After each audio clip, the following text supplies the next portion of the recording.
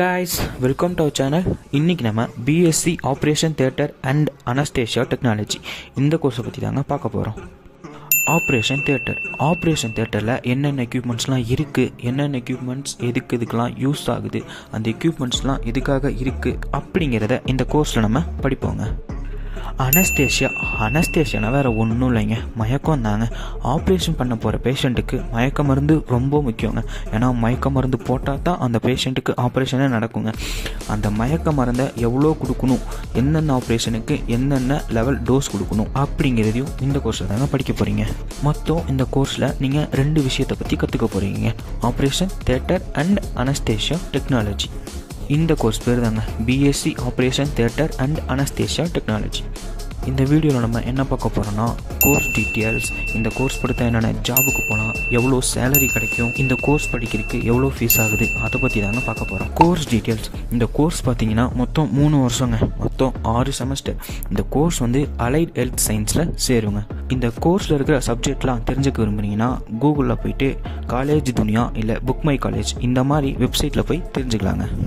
Qualification பார்த்தீங்கன்னா நீங்கள் +2 pass ஆகிருக்கணுங்க. அது மட்டும் இல்லாமல் +2 science group, pure science group எடுத்துருக்கணுங்க.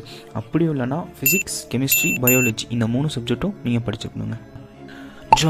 ஜாப்னு பார்த்தாலே உங்களுக்கு மேக்ஸிமம் ஹாஸ்பிட்டலில் தாங்க வேலை கிடைக்கும். ஏன்னா இந்த வேலைலாம் ஹாஸ்பிட்டலில் பார்க்க வேண்டிய வேலை இல்லையா.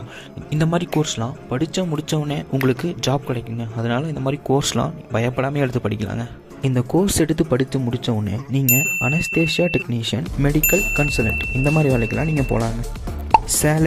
சேலரின்னு பார்த்தீங்கன்னாலே உங்களுக்கு அந்தந்த ஹாஸ்பிட்டல் டிபெண்ட் பண்ணி தாங்க இருக்கும். நீங்கள் பெரிய ஹாஸ்பிட்டலில் ஒர்க் பண்ணிங்கன்னா உங்களுக்கு பெரிய அளவில் சேலரி கிடைக்கும். அதனால் சேலரி அந்தந்த ஹாஸ்பிட்டல் டிபெண்ட் பண்ணி தாங்க உங்களுக்கு கிடைக்கும்.